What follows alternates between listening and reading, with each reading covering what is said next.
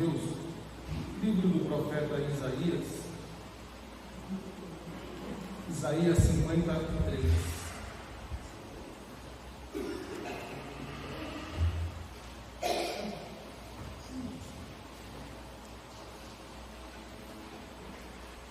Livro do profeta Isaías, capítulo 53.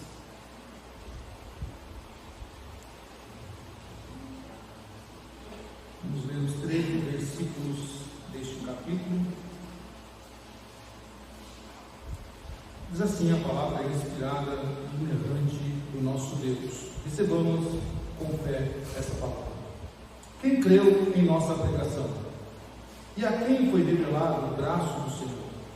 Porque foi subindo como um renovo perante ele, como a raiz de uma terra seca. Não tinha aparência nem formosura.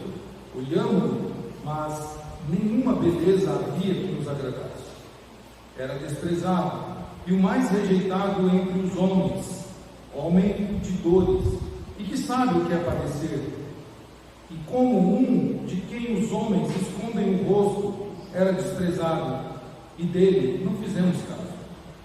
Certamente ele tomou sobre si as nossas enfermidades, e as nossas dores levou sobre si. E nós o reputávamos por aflito, ferido de Deus e oprimido. Mas ele foi traspassado pelas nossas transgressões e moído pelas nossas iniquidades.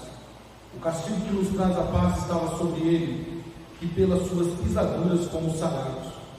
Todos nós andávamos desgarrados como ovelhas, cada um se desviava pelo caminho, mas o Senhor fez cair sobre ele a iniquidade de nós todos. Ele foi oprimido e humilhado, mas não abriu a boca. Como um cordeiro foi levado ao matadouro, e como ovelha muda perante os seus tosqueadores, ele não abriu a sua boca. Por juízo, o opressor foi arrebatado, e de sua linhagem, quem dela prodigou? Porquanto foi cortado da terra dos viventes, por causa da transgressão do meu povo, foi ele ferido. Designaram-me a sepultura com os perversos, mas com o rico esteve na sua morte, posto que nunca fez injustiça, nem dolo algum se achou na sua boca. Todavia, ao Senhor agradou moê-lo, fazendo-o enfermar. Quando der ele a sua alma como oferta pelo pecado, verá a sua posteridade e prolongará os seus dias, e a vontade do Senhor prosperará em suas mãos. Ele verá o fruto penoso do trabalho de sua alma e ficará satisfeito. O meu servo, o justo, com o seu conhecimento justificará a muitos, porque a iniquidade deles levará sobre si. Por isso, eu lhes darei muito como a sua parte, e com os poderosos repartirá ele o despojo. Porquanto derramou a sua alma na morte, foi contado com os transgressores, contudo, levou sobre si o pecado de muitos, e pelos transgressores intercedeu. Vamos orar mais uma vez, meus irmãos. Santíssimo Deus, eis a tua palavra inspirada e inerrante, palavra essa, Senhor, nos dada nessa noite para falar ao nosso coração e nos moldar segundo a tua vontade. Que os nossos ouvidos estejam abertos para ouvir a tua palavra e o nosso coração pronto para recebê-la. E uma vez que recebamos a tua palavra, Senhor, venhamos a praticá-la para que nos tornemos mais parecidos com Cristo todos os dias, até a vinda do nosso Senhor e Salvador Jesus Cristo. Oramos, Pai, em gratidão a Ti, em nome de Jesus. Amém. Meus irmãos, nós já extraímos a parte exegética desse texto na outra vez, na vez em que expomos esse texto. Então nós já fizemos a parte histórico-gramatical desse texto, mostrando quem é o servo sofredor e todas as implicações desse texto desde o finalzinho do capítulo 52.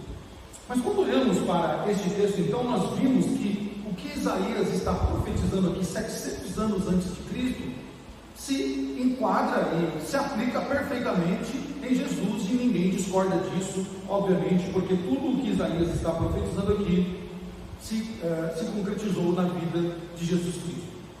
Mas quando nós olhamos para a crucificação de Cristo e todo o seu desdobramento, desde a sua da sua prisão até a sua crucificação, então durante muito tempo da história foi se perguntado: quem levou Cristo à cruz?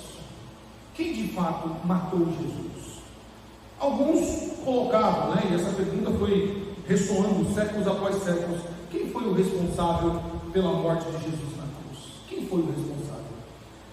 A primeira alternativa que foi muito dada, muito usada, e ainda hoje é usada, foi Judas que o traiu, foi Judas que vendeu por mera 30 moedas de prata. Judas vendeu Jesus, então logo Judas é o culpado de Jesus ter ido à cruz, porque se Judas não vende Jesus, não traz Jesus e não ganha nem um dinheirinho trocado, Jesus continuaria pregando. Mas será que foi Judas mesmo? Bom, alguns entendem que foi todo o plano mirabolante, ou todo o plano perverso dos fariseus, que odiavam Jesus por causa dos seus ensinamentos. Os fariseus se opunham a Jesus, eles não gostavam do ensinamento de Jesus, que ia contra ele. Inclusive Jesus chama os fariseus de sepulcros caiados, ou seja, bonito por fora, perfeito por fora, mas podre por dentro, por causa da hipocrisia do coração. Então seriam os fariseus que arquitetaram todo esse plano para prender Jesus, os responsáveis por Jesus ir à cruz? Ou seria Pilatos, que teria o poder de dizer: não, ele não vai ser condenado porque ele é justo, ele é inocente? E o próprio Pilatos confessou isso, dizendo assim: eu não vejo motivo algum para ele ir para a cadeia, eu não vejo motivo nenhum para prendê-lo. Então será que a omissão de Pilatos, que lava suas mãos, sendo ele então o responsável por Jesus e a cruz, sendo que ele tinha autoridade para acabar com aquele plano dos fariseus, para colocar um fim naquela perseguição ao nosso Senhor? Ou será que foi o povo judeu também, que naquela ânsia, naquela comoção nacional, podemos assim dizer, gritava euforicamente: crucifica-o, crucifica-o? E ainda disseram, quando foi dito: olha, vocês vão ser cobrados, que caia sobre nós. Quando Pilatos indaga, então eles dizem: que caia sobre nós o sangue dele. Então teria sido os judeus, o povo do Senhor, aqueles para quem Jesus veio, seriam eles então os responsáveis por Jesus ter sido crucificado? Quem é que levou Jesus à cruz? Essa é uma pergunta que nós vamos responder à luz de Isaías 53. E Isaías 53 nos dá uma resposta muito mais profunda, embora todo este elenco desse cenário, ou desse teatro aqui, fazem parte desse processo de Cristo e a cruz. Sim, Judas tem a sua parcela de responsabilidade ao trair Jesus por 30 moedas de prata. Sim, os fariseus têm sua parcela de culpa ao arquitetarem um plano demoníaco contra Jesus, ao convencer o povo a se opor a Jesus. Sim, eles têm a sua parcela de responsabilidade. Sim, Pilatos tem a sua parcela de responsabilidade por sua omissão, já que ele era uma autoridade que poderia tirar Jesus daquela situação. Ele poderia muito bem dizer: não vão prendê-lo, não vão levar ele a lugar nenhum porque ele é inocente. Então Pilatos tem sim a sua parcela. Sim, o povo de Israel, o povo judeu, também tem sua parcela de contribuição de levar Cristo à cruz, porque eles disseram, eles clamaram, eles gritaram e eles pediram: crucificam, crucificam, e que caia sobre nós o sangue deles. Mas Isaías, meus irmãos, dá uma resposta muito mais profunda do que simplesmente este enredo, esse cenário, ou esses personagens desse enredo. Não foi apenas um culpado, Isaías diz, não foi apenas Judas, não foi apenas os fariseus, não foram apenas os fariseus, não foi apenas Pilatos, e não foi apenas o povo, E Isaías traz então essa profunda história, essa resposta mais profunda, olhando para um cenário histórico, e não somente para um cenário histórico procurando personagens, mas Isaías nos dá uma resposta de uma causa espiritual, uma causa muito mais profunda. Quem levou Cristo à cruz? Isaías responde: os nossos pecados. Sim, os nossos pecados. De Judas, dos fariseus, de Pilatos, do povo e de toda a raça humana, foi quem levou Cristo à cruz. E nós vemos isso já nos versículos 4 a 6 do profeta Isaías, que diz: certamente Ele, Jesus, levou sobre si as nossas enfermidades, e as nossas dores levou sobre si, e nós nos reputamos por aflito, ferido de Deus, mas Ele foi traspassado pelas nossas transgressões e moído pelas nossas iniquidades. O castigo que nos trouxe a paz estava sobre Ele, e pelas suas pisaduras fomos sarados. Todos nós andávamos desgarrados como ovelhas, cada um se desviava pelo caminho, mas o Senhor fez cair sobre Ele a iniquidade de todos nós. Então Isaías diz que os nossos pecados foi quem levou Cristo à cruz. Cristo foi à cruz por causa dos nossos pecados. A linguagem que Isaías usa nesse texto, meus irmãos, ela é pessoal, ela é muito pessoal. Nossas dores, nossa transgressão, nossa iniquidade, mostrando que Cristo vai à cruz, Cristo é levado à cruz por causa do pecado pessoal de cada um de nós. Quando Cristo vai à cruz, Ele está levando o meu pecado, a minha transgressão, a minha iniquidade, a sua iniquidade, a sua transgressão, os seus pecados e as suas dores. A cruz de Cristo, irmãos, não foi um acidente na história, não foi algo puramente político, como alguns tentam narrar, que Jesus estava causando em épocas de Brasil, um golpe político em Israel. Não foi um golpe político, não foi um acidente, não foi algo religioso, porque os religiosos da época se opunham a Jesus, mostrando que ele queria trazer um ensinamento diferente do que os judeus aprendiam. Não foi isso. A cruz não foi um acidente, ela não foi um problema político e nem um problema religioso. A cruz de Cristo foi um ato de substituição, um ato de justificação, porque Ele leva sobre si o castigo que nos era merecido. A cruz foi para que Ele nos substituísse, para que Ele levasse no seu corpo as nossas transgressões, o castigo e a dor que nos era devido. Ele levou tudo aquilo que era meu e seu, para simplesmente nos justificar perante Deus Pai. E a justificação, nós aprendemos pela manhã, é o ato em que Deus, por causa da justiça de Cristo imputada em nós, nos torna justos diante de Deus. E então o pecado, o poder do pecado, a acusação do pecado não tem mais efeito na vida do crente.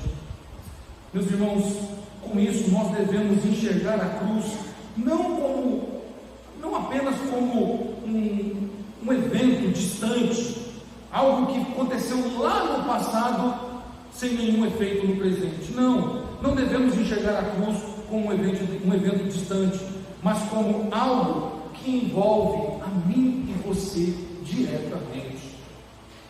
Quando nós olhamos para uma cruz, nós temos que nos inserir ali. Não foi um evento histórico, como muitos eventos históricos que aconteceram. Não foi um evento histórico como a Segunda Guerra Mundial. Não foi um evento histórico como aconteceu nas guerras ao longo dos séculos, ou nas muitas mudanças que aconteceram ao longo da história. A cruz de Cristo, ela não foi um evento histórico aos moldes de Alexandre o Grande, ou de Xerxes, o grande rei dos persas.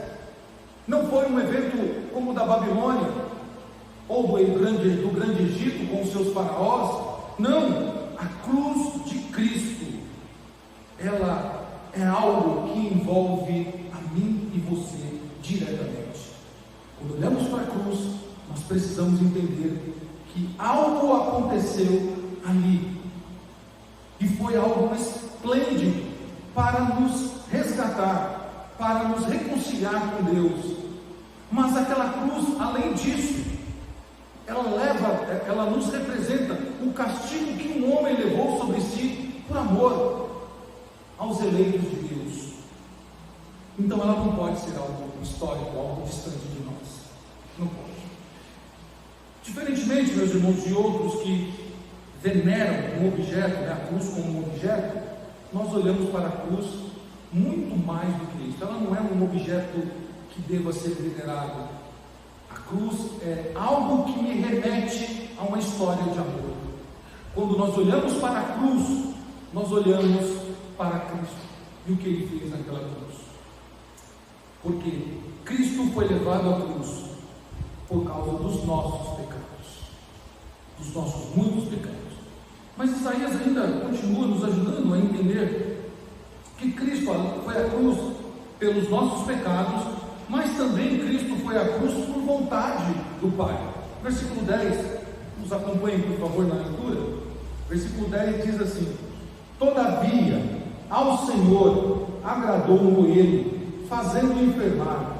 Quando der ele a sua alma como oferta pelo pecado, verá a prosperidade e prolongará os seus dias, e a vontade do Senhor prosperará nas suas mãos.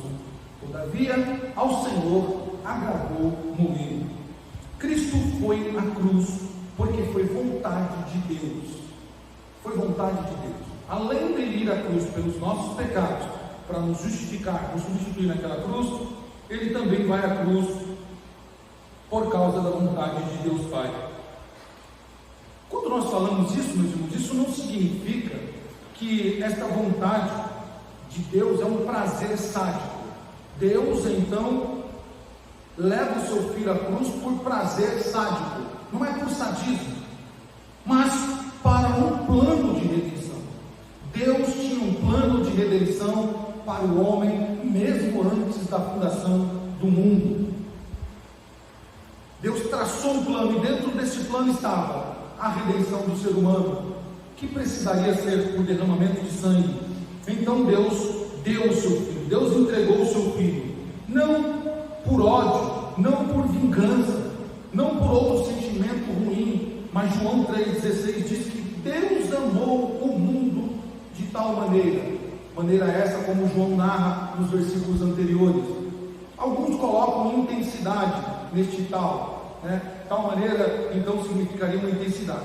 O texto diz que assim como a serpente foi levantada no deserto, e todos aqueles que olhavam para a serpente eram curados, desta maneira, Cristo, o Senhor Deus, levantou Cristo numa cruz, para que todos aqueles que olhem para Cristo, todos aqueles que buscam o Senhor, então sejam salvos, por causa do amor de Deus. Então, meus irmãos, Cristo, o Senhor Jesus foi à cruz por vontade do Pai, porque Deus nos amou. Deus nos amou. E esse amor de Deus foi maravilhoso, ao ponto de dar o seu Filho para nos substituir naquela cruz, para levar o castigo que nos era merecido. Com isso, meus irmãos, a cruz, ela se revela, na verdade, ela revela a seriedade do pecado. Quando nós olhamos para a cruz, nós então entendemos que o pecado é algo sério, e é algo que não pode se brincar com ele. O pecado deve ser tratado seriamente, porque ele custou a vida do nosso Senhor naquela cruz. Ele levou o nosso Senhor à cruz. Então não pode ser tratado como algo simples, algo como se nada estivesse acontecendo.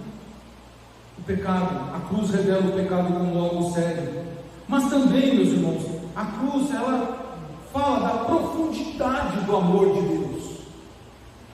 E é interessante, quando nós olhamos para a cruz, nós olhamos, lá estão os nossos pecados, lá Cristo levou os nossos pecados, lá Cristo levou os nossos pecados.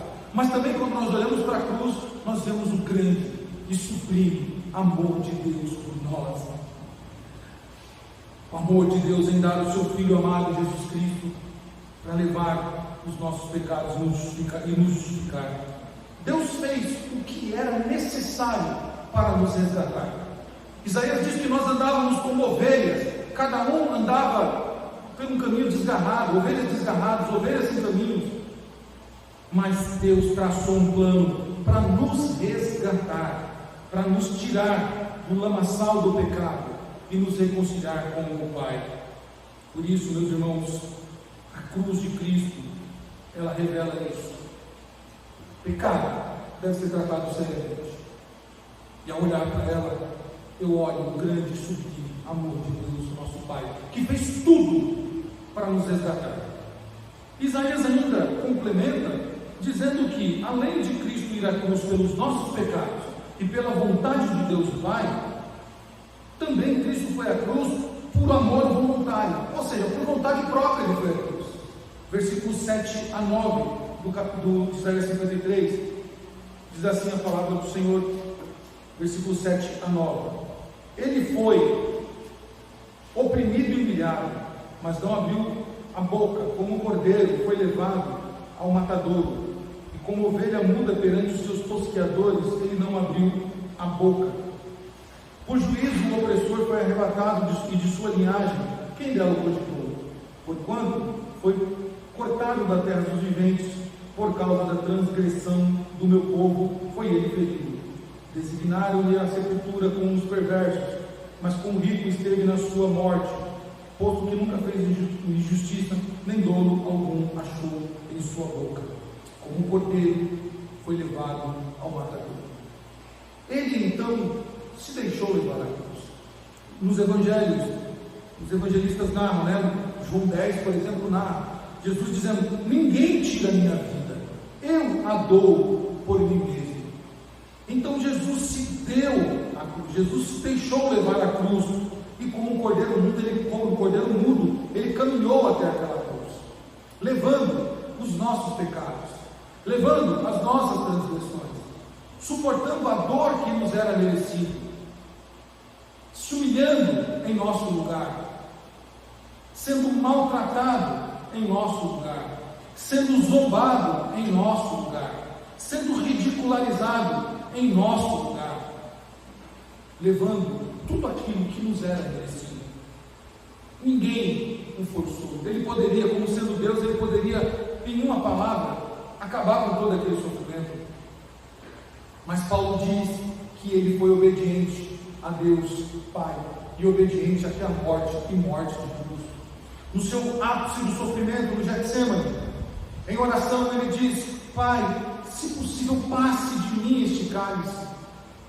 Jesus sabia o que ele iria passar. Jesus, naquele momento, alguns chegam a dizer que ele estava vendo todo o sofrimento que ele iria passar, passo a passo do Calvário, desde o momento de sua prisão até a sua crucificação. Ele diz: Pai, se possível, passe de mim esse cálice, todavia seja feita a tua vontade. Ele foi obediente até a morte de cruz. Ele foi à cruz por vontade própria. Ele se deixou levar, porque ele queria e completou o plano de Deus. Ele sabia do projeto e do plano que Deus Pai tinha para o resgate de nossas vidas. A cruz, meus irmãos, não foi uma armadilha para Cristo. Ninguém armou uma arapuca para Cristo cair nela. Ninguém armou uma cilada para ele cair nela. Nem a traição de Judas foi um acidente na história. Cristo cumpriu todas as etapas do Calvário por amor aos eleitos de Deus. Na cruz Cristo se entregou. Foi uma entrega intencional de amor por cada um de nós. Séculos e séculos depois, Cristo olhou na história e nos viu e se entregou por cada um de nós por amor, para concluir o plano de redenção de Deus, o Pai, para concluir aquilo que lá em livro de Gênesis foi profetizado: da semente da mulher nasceria um que esmagaria a cabeça da serpente, apesar dela não ter ido calcanhar.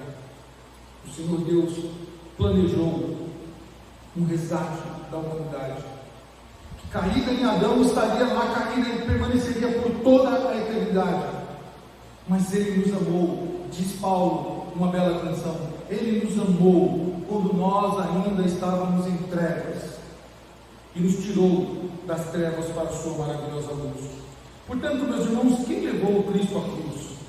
Fomos nós, fomos os nossos pecados. Os nossos pecados são responsáveis por Cristo ir à cruz. E por isso, irmãos, nós não podemos continuar no pecado. Nós não podemos barganhar a nossa fé. Nós não podemos brincar de pecado. Nós não podemos o erro, porque os nossos pecados levaram Cristo à cruz. Cristo foi levado à cruz também por vontade de Deus o Pai, dentro do plano de redenção, e por isso nós devemos nos alegrar no Senhor. Por isso nós devemos louvar a Deus pelo seu plano de redenção que nos resgatou da morte para a vida, das trevas para a luz. Cristo se entregou e o seu amor foi sacrificial.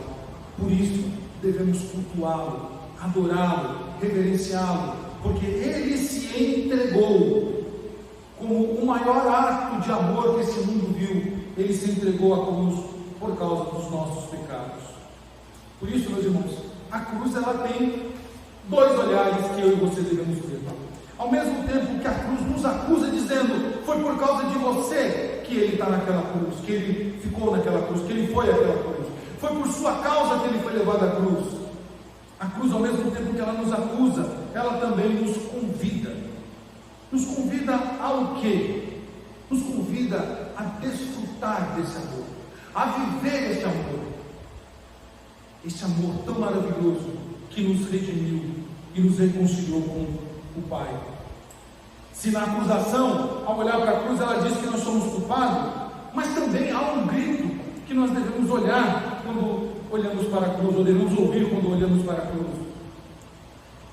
O grito é: somos amados de Deus, somos perdoados por Deus Pai, fomos justificados por Cristo. Por isso, como diz Paulo em Romanos 5, temos paz com Deus, porque fomos justificados por Ele.